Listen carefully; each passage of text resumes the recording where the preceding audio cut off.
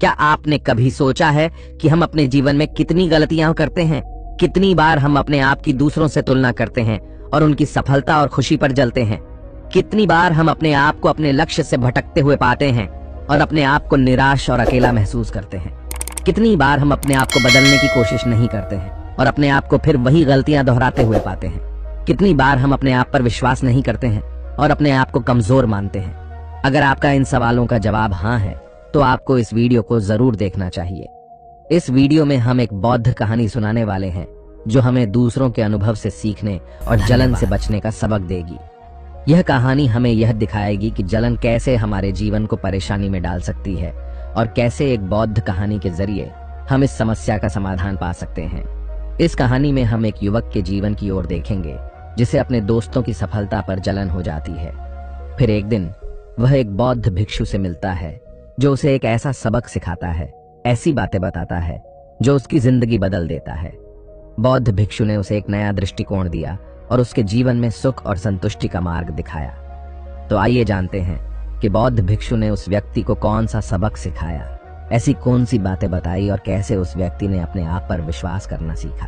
तो यह कहानी शुरू होती है एक व्यक्ति से। वह व्यक्ति बहुत दुखी था, बहुत परेशान था। वह एक पहाड़ की चट्टान पर बैठकर रो रहा था। वह व्यक्ति सब कुछ त्याग कर आत्महत्या करने के लिए किसी पहाड़ पर आया था। तभी वहां से एक बौद्ध भिक्षु गुजर रहे थे। उसे रोता देख वह बौद्ध भिक्षु उस व्यक्ति के पास गए और उससे कहने लगे, क्या तुम यहाँ से कूदकर अपनी जान लेने की सोच रहे हो? वह व्यक्ति कहता है, आपने बिल्कुल ठीक कहा, लेकिन आपको इससे क्या फर्क पड़ता है? मेरा जीवन है, मैं उसके साथ जो चाहूं वह करूं। तभी वह बौद्ध भिक्षु उस व्यक्ति से कहते हैं, तो अभी तक बैठकर रो रहे हो? अगर तुम्हें यह करना ही है तो यहाँ पर बैठकर रोने से क्या फायदा? इस बात को सुनकर वह व्यक्ति थोड़ा सा क्रोधित हो जाता है और उन बौद्ध भिक्षु से कहता है, देखिए महाराज, मैं यहाँ पर जो भी करने आया हूँ वह तो मैं करूंगा ही, लेकिन आपको इसमें दखल अंदाजी करने की कोई जरूरत नहीं। इतना कहते ही वह व्यक्ति फूट फूट कर रोने लगता है। तभी वह बौद्ध भिक्षु से कहते हैं, अच्छा ये बताओ, क्या तुम सबको छोड़ आए हो या फिर अपने साथ कुछ लाए हो? तभी वह व्यक्ति उन बौद्ध भिक्षु के इस सवाल का जवाब देते हुए कहता है, हे गुरुवर, मैं सब कुछ छोड़ आया हूँ। मेरे पास सब कुछ नहीं, न मेरे पास खोने के लिए कुछ बचा है, तो फिर भला मैं जीकर क्या करूंगा? यह सुन वह बौद्ध भिक्षु उस व्यक्ति से कहते हैं, यदि ऐसा है तो तुम अपने सर पर यह बोझ लिए क्यों घूम रहे हो? बौद्ध भिक्षु की इस बात को सुनकर वह व्यक्ति थोड़ा सा आश्चर्यचकित हो जाता है और उन बौद्ध भिक्षु से कहता है, हे गुरुवर, मैं कौन सा बोझ लेकर घूम रहा हूँ? मेरे हाथ खाली हैं और मेरे पास कुछ भी नहीं है। तभी वह बौद्ध भिक्षु कहते हैं, तुम्हारी सांसें भी ठीक से नहीं चल रही। तुम यहाँ पर आए तो हो इस दुनिया को छोड़ने और फूट फूट कर रोए भी जा रहे हो। एक खाली इंसान कभी भी ऐसा नहीं करता जो कंगाल हो चुका हो। जिसके पास और कुछ न बचा हो वह भला क्यों रोएगा? यह सुन वह व्यक्ति और भी क्रोधित हो जाता है और उन बौद्ध भिक्षु से कहता है, आपको इससे क्या मतलब? तभी वह बौद्ध भिक्षु उस व्यक्ति से कहते हैं, क्या तुमने कभी अपने अंतर की ओर झांकने की कोशिश की है? तुमने कितना बोझ उठाया हुआ है? तुम कितना बोझ लेकर अपने इन दोनों कंधों पर लिए घूम रहे हो? इन सभी बोझों को कब तक दोगे? इन बोझों को यहीं पर उतार दो और थोड़ा सा हल्का हो जाओ। कब तक इन बोझों के तले दबे रहोगे? जैसे ही उस व्यक्ति ने उन बौद्ध भिक्षु के मुख से यह सारी बातें सुनी, वह तुरंत ही उनके चरणों में गिर पड़ा और उनसे हाथ जोड़कर कहने लगा, हे गुरुवर, अभी तक मुझे कोई समझ नहीं पाया। यहाँ से कई लोग आए और गुजर गए, लेकिन किसी ने भी मुझसे यह सब नहीं कहा। आपने तो मेरे मन की बात पढ़ ली, यहाँ तक कि मेरे घर वाले तक मुझे नहीं समझ पाए, लेकिन आपने एक बार में ही मुझे पूरी तरह से पढ़ लिया। आगे वह व्यक्ति उन बौद्ध भिक्षु से कहता है, क्या आप मेरी इस समस्या का समाधान कर सकते हैं? वह बौद्ध भिक्षु कहते हैं, कहाँ है समस्या? वह व्यक्ति कहता है कि मेरे घर पर है, आप मेरे साथ चलिए। वह बौद्ध भिक्षु उस व्यक्ति से कहते हैं, नहीं, समस्या तुम्हारे घर पर नहीं है।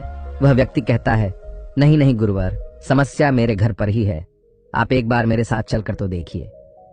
वह बौद्ध भिक्षु उस व्यक्ति को समझाते हुए कहते हैं, समस्या तुम्हारे घर पर नहीं बल्कि तुम्हारे भीतर है। क्या तुमने कभी अपने भीतर झांकने की कोशिश की है? सारी समस्याएं तुम्हारे भीतर हैं। जब तक तुम उनका समाधान नहीं करोगे तब तक तुम्हें हर जगह हर समय केवल समस्याएं ही नजर आएंगी। और यदि समस्या घर पर है तो तुम इस पहाड़ पर क्या कर रहे हो? तुम तो कह रहे थे कि तुमने पीछे सबको छोड़ दिया है, अपना घर, अपना परिवार, अपने सगे संबंधी। और यदि तुमने यह सारी चीजें छोड़ ही दी हैं तो तुम्हारी समस्या भी वहीं पर छूट गई। फिर तुम भला इतने परेशान क्यों हो? उन बौद्ध भिक्षु के मुख से यह सारी बातें सुनकर व्यक्ति कहता है, हे गुरुवर, आप सही कहते हैं। मैं आपकी बातों को समझ पा रहा हूं। कमी तो मेरे अंदर है। मैं किसी काम का नहीं हूं। मैं जब भी कोई काम करने जाता हूं तो सब बिगाड़ देता हूं। मेरे यहां तो सारे काम गड़बड़ हो जाते हैं। मैंने आज तक कोई काम ढंग का नहीं किया। मेरी तो किस्मत ही खराब है। उस व्यक्ति के मुख से ये सारी बातें सुनकर बौद्ध भिक्षु मुस्कुराने लगे और उस व्यक्ति से कहा, अच्छा, तुम्हें लगता है कि तुम्हारी किस्मत खराब है, तो मुझे यह बताओ कि क्या खराबी है तुम्हारी किस्मत में। तभी वह व्यक्ति उन बौद्ध भिक्षु से कहता है, हे गुरुवर, मुझे व्यापार करना था और व्यापार करने के लिए धन चाहिए था। तो मैंने अपने परिवार से थोड़ा सा धन लिया और उसी धन से मैंने अच्छा सा व्यापार खड़ा किया। लेकिन मेरा व्यापार ज्यादा समय तक नहीं चल सका। शुरू में मेरे परिवार वालों ने मेरा पूरा साथ दिया और तब तक सब कुछ ठीक भी चल रहा था। लेकिन धीरे धीरे मुझे मेरे व्यापार में नुकसान होने लगा और यह सब देख मेरे परिवार वाले मुझसे नाराज हो गए और मुझसे दूर चले गए। मैं तो चाहता था कि मैं अच्छा व्यापार करूं, अच्छा धन कमाऊं, ताकि मैं अपने परिवार को संभाल सकूं, उन्हें वह हर सुख सुविधा दे सकूं जो वह चाहते हैं। मैं तो सब उन्हीं के लिए कर रहा था, लेकिन वह लोग मुझे समझ नहीं पाए और मुझे ही इसका जिम्मेदार ठहराते हैं। और मुझे भी यही लगता है कि मैंने गलत किया, क्योंकि मेरा भी एक मित्र है और उसने भी मेरे साथ में ही व्यापार शुरू किया था। लेकिन उसका देखो, उसका व्यापार बहुत अच्छा चल रहा है। वह जब भी मेरे घर आता है तो अपने अच्छे व्यापार की बातें अवश्य बताता है। वह हमेशा यह कहता रहता है कि किस तरह से उसने अपने दम पर इस व्यापार को खड़ा किया है और उसे चलाने में भी वह सक्षम है। किस तरह से उसने जी तोड़ मेहनत की और अपने व्यापार को उन ऊंचाइयों तक ले गया। यह सब सुन मेरे परिवार वाले भी मुझसे कहते हैं, देख, वह तेरा मित्र है, वह अपने व्यापार को कहां से कहां ले गया, और तूने तो हमारी जमा की हुई पूंजी भी गवा दी, हमारा नुकसान करा दिया। मेरे परिवार वाले मुझसे हमेशा यह कहते रहते हैं कि तेरे बस का कुछ नहीं। इन तानों को सुन सुनकर मैं बड़ा परेशान हो चुका था। इसलिए मैंने कर्जे लिए और नया व्यापार खड़ा किया, लेकिन वहां पर भी मुझे मुंह की खानी पड़ी और मेरा व्यापार पूरी तरह से चौपट हो गया। अब तो हालत यहाँ तक आ चुकी है कि मेरा घर भी अब गिरवी पड़ा हुआ है। अब आप ही बताइए मैं क्या करूं? तभी वह बौद्ध भिक्षु उस व्यक्ति से कहते हैं, अच्छा, तुम्हें यह पता है कि तुम्हारा मित्र तुम्हारे पास क्यों आता था? तभी वह व्यक्ति कहता है, हाँ, मुझे अच्छी तरह से पता है। वह मुझे मेरे घर वालों के सामने नीचा दिखाने आता था, मेरी बुराई करने आता था। वह यह जताने आता था कि वह मुझसे व्यापार में कई गुना अच्छा है, श्रेष्ठ है। वह चाहता है कि मैं उसकी सफलता देखकर दुखी रहूं, तड़पता रहूं और परेशान रहूं। तभी वह बौद्ध भिक्षु उस व्यक्ति से कहते हैं, क्या तुम उसके व्यापार को देखकर सच में दुखी रहते थे? वह व्यक्ति कहता है, हाँ, इतना अच्छा उसने व्यापार खड़ा किया है और मेरा व्यापार चौपट हो गया तो यह देखकर मुझे तो दुख होगा ही, मुझे तो जलन होगी ही। तभी वह बौद्ध भिक्षु उस व्यक्ति से कहते हैं, तुम्हें दुख किस बात का था, अपनी असफलता का या फिर अपने दोस्त की सफलता का? तभी वह व्यक्ति उन बौद्ध भिक्षुओं से कहता है, अपने असफल होने पर मुझे इतना पछतावा नहीं था, लेकिन वह इतना सफल हो चुका था कि उसे देखकर मेरे मन में जलन की भावना उत्पन्न होती थी और मैं यह देख देख कर दुखी रहता था, पछताता रहता था, तड़पता रहता था। तभी वह बौद्ध भिक्षु उस व्यक्ति से कहते हैं, इसका अर्थ यह हुआ, यदि तुम्हारा मित्र भी असफल हो जाए तो तुम्हें खुशी होगी। तो वह व्यक्ति कहता है, हाँ, मुझे बड़ी खुशी होगी अगर वह असफल हो जाए, उसका व्यापार चौपट हो जाए। यह सुन बौद्ध भिक्षु फिर से एक बार मुस्कुराने लगे और उस व्यक्ति से कहते हैं, इसका अर्थ तो यही हुआ कि तुम्हारी खुशी तुम्हारे मित्र पर निर्भर करती है। यदि वह चाहे तो तुम्हें खुश कर दे और यदि वह चाहे तो तुम्हें दुखी कर दे, क्योंकि तुम खुद से न तो खुश हो सकते हो और न ही दुखी। तुम तो अपने मित्र के गुलाम बनकर रह चुके हो। और अगर यही बात है तो तुम्हारी समस्या का कोई समाधान नहीं है, क्योंकि तुम्हारी खुशियां और तुम्हारी तकलीफें, दुख, ये सब दूसरों के व्यवहार पर निर्भर करती हैं। तुम्हारे कर्मों से तो तुम्हारा कुछ हुआ नहीं, न तो तुम अपने कर्मों से खुश हो सके और न ही दुखी। ये तुम्हारी समस्या का मैं कोई समाधान नहीं कर सकता। तभी वह व्यक्ति उन बौद्ध भिक्षु से कहता है, हे गुरुवर, ऐसा मत कहिए, मुझे आपसे बहुत आशा है, क्योंकि आप ही वह हैं जिसने मेरे अंदर की तकलीफों को पढ़ा है, उसे जाना है, उसे समझा है। आपसे मैं विनती करता हूँ कि मेरी इस समस्या का समाधान मुझे बताइए। तभी वह बौद्ध भिक्षु उस व्यक्ति से कहते हैं, जब हम दूसरों से आशा बांध लेते हैं तब हम दूसरों पर पूरी तरह से निर्भर हो जाते हैं। अगर मैं तुम्हें कोई भी रास्ता न बताऊं, मैं तुम्हें तुम्हारी समस्या का समाधान न दूं, तो तुम इसी तरह से दुखी रहोगे, रोते रहोगे, बिलखते रहोगे। और अगर मैं तुम्हें कोई रास्ता बता दूं, मैं तुम्हें कोई समाधान बता ही दूं, तो हो सकता है कि तुम्हें कुछ मिल जाए। लेकिन एक बात याद रखना कि जो तुम्हारा मित्र तुम्हारे घर पर आता है, यह तुम्हें बताने के लिए कि किस तरह से उसने व्यापार में वृद्धि की, किस तरह से उसने कड़ी मेहनत की, जो तुम्हें दुखी करने आता है। लेकिन वह बात तो सच्ची ही कह रहा है कि किस तरह से उसने अपने जीवन में संघर्ष किया और उस मुकाम तक पहुंचा है। तो उसने अपने अनुभव की ही बात तुम्हें बताई। अब चाहो तो तुम उस अनुभव का इस्तेमाल कर सकते हो, या फिर उस अनुभव को तुम व्यर्थ ही जाने दे सकते हो और अपने मन में जलन जैसे भाव उत्पन्न कर सकते हो। समझदारी इसी में है कि जब वह तुम्हें अपने अनुभव के बारे बता रहा है कि किस तरह से उसने संघर्ष किया है अपने जीवन में, अपने व्यापार को उस ऊंचाइयों तक पहुंचाने के लिए, तो तुम अपनी बुद्धि का इस्तेमाल करो और उसके अनुभव के ज्ञान का इस्तेमाल करो। तुम्हें तो खुश होना चाहिए कि तुम्हें जो अनुभव चाहिए था वह तुम्हें बिना मांगे तुम्हारे मित्र से मिल रहा है, और इस पर तो तुम्हें अपने मित्र का आभार व्यक्त करना चाहिए, क्योंकि घर बैठे बैठे तुम्हें वह अनुभव प्राप्त हो रहा है जो तुम अपने जीवन से प्राप्त नहीं कर सके। इसलिए आगे बढ़ो, संघर्ष करो, उस अनुभव का इस्तेमाल करो और हार मत मानो, क्योंकि समय की एक खूबी है, वह चाहे कैसा भी हो वह बदल जरूर जाता है। इसलिए समय चाहे जैसा भी हो, अच्छा या बुरा, दोनों का गुजरना तय है। लेकिन सबसे जरूरी यहाँ पर समझने वाली बात यह है कि इन दोनों वक्त को देखने के लिए तुम्हारा जीवित रहना आवश्यक है, और जब तुम्हारा अच्छा वक्त शुरू होगा तुम अपने संघर्ष से अपने व्यापार को खड़ा करोगे और अपने व्यापार को उन ऊंचाइयों तक ले जाओगे। तब वही तुम्हारे मित्र अपनी सफलताओं की नहीं बल्कि असफलताओं की गाथा गाएंगे, ताकि तुम उन्हीं की तरह कोई गलत निर्णय लो और तुम उन्हीं की तरह बर्बाद हो जाओ। तो यहाँ पर तुम्हें अपनी बुद्धि का इस्तेमाल करना होगा। तुम्हें उनकी बातों पर ध्यान न दे करके बल्कि अपनी बुद्धि का प्रयोग करना होगा, क्योंकि उस समय वह तुम्हें सुखी नहीं बल्कि दुखी करने आएंगे, क्योंकि उसे भी तुम्हें दुखी देखकर उतना ही मजा आएगा जितना कि तुम्हें उसे दुखी देखकर आएगा। यह सुन वह व्यक्ति उन बौद्ध भिक्षुओं से कहता है, हे गुरुवर, आप बिल्कुल ठीक कह रहे हो। मेरे जीवन को मैं नहीं चला रहा बल्कि मेरे सगे संबंधी और मित्र चला रहे हैं, जो मेरे जीवन में सुख और दुख भरे जा रहे हैं। लेकिन मेरा यहाँ पर एक प्रश्न है। जब मैंने व्यापार खड़ा किया था तो मेरा उद्देश्य यही था कि मैं अपने परिवार को सुखी रख सकूं, उन्हें वह सुख सुविधाएं दे सकूं। तो क्या अपने परिवार के लिए सोचना गलत है? मैं तो अपने परिवार के लिए ही सब कुछ कर रहा था, लेकिन व्यापार में नुकसान होने के बाद वह परिवार भी मुझे छोड़ गया। इस पर बौद्ध भिक्षु मुस्कुराने लगे। तभी वह व्यक्ति कहता है, अब इसमें मुस्कुराने वाली बात क्या है? क्या मैंने कोई गलत प्रश्न पूछ लिया? तभी वह बौद्ध भिक्षु कहते हैं, नहीं, हर व्यक्ति यह चाहता है कि कोई उसकी गलती पर उसे सांत्वना दे, और तुम भी वही चाहते हो। हर कोई यही चाहता है कि जब वो कुछ करें तो उनकी प्रशंसा की जाए, और जब हमें प्रशंसा नहीं मिलती तो हमें भीतर ही भीतर बड़ा दुख होता है। हमारे मन को एक ठेस पहुंचती है, और तब हमारे मन में यह भाव उत्पन्न होने लगता है कि इस दुनिया में सभी मतलबी हैं, सभी अपने मतलब के लिए जीते हैं, सभी अपने मतलब के लिए काम करते हैं, और सभी हमारे साथ अपने मतलब के लिए ही रहते हैं।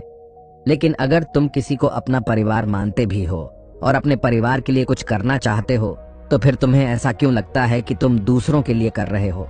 तुम तो अपने लिए ही कर रहे हो ना। अगर तुम्हें लगा कि तुम दूसरों के लिए कर रहे हो तो तुम जीवन भर दुखी ही रहोगे, और जब तुम्हें लगेगा कि तुम अपने लिए कर रहे हो तब तुम्हें एक अजीब खुशी प्राप्त होगी और तुम हमेशा खुश रहोगे।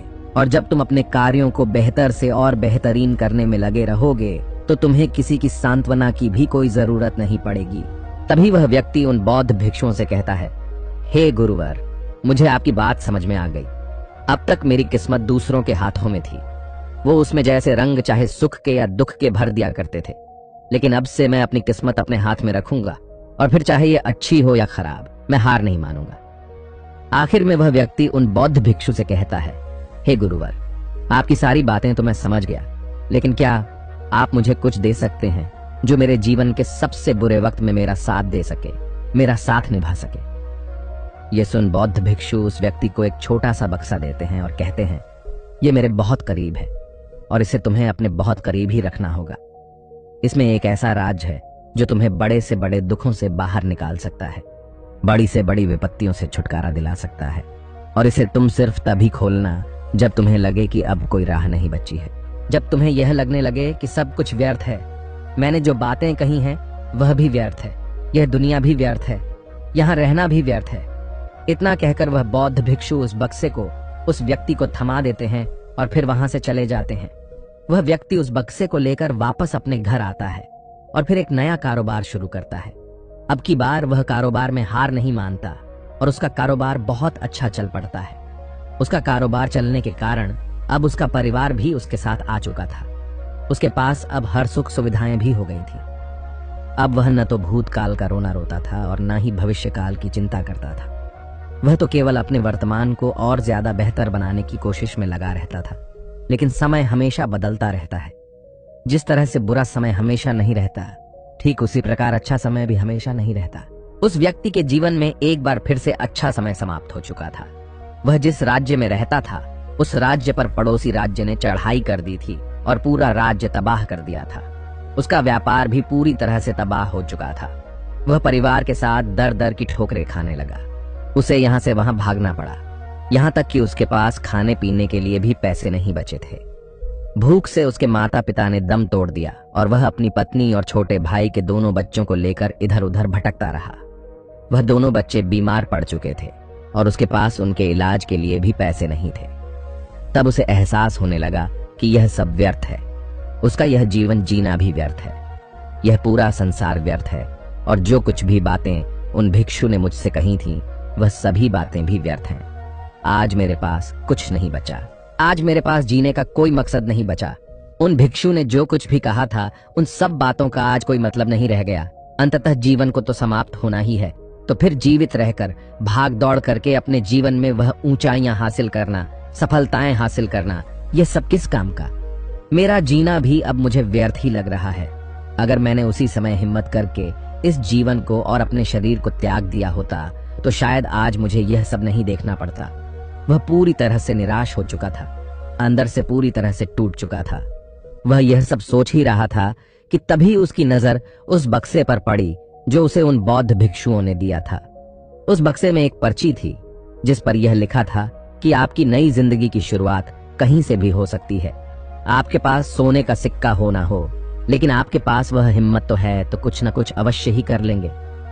उस पर्ची को पढ़ने के बाद उस व्यक्ति के मन में एक बार आशा की फिर से लहर दौड़ उठी और उसने फिर से वह हिम्मत बांध ली ताकि वह अपने जीवन में फिर से उन ऊंचाइयों को हासिल कर सके। यह एक प्रेरक कहानी है जो हमें यह सिखाती है कि जीवन में कभी भी हार नहीं माननी चाहिए, चाहे कितनी भी कठिन परिस्थिति क्यों ना आ जाए।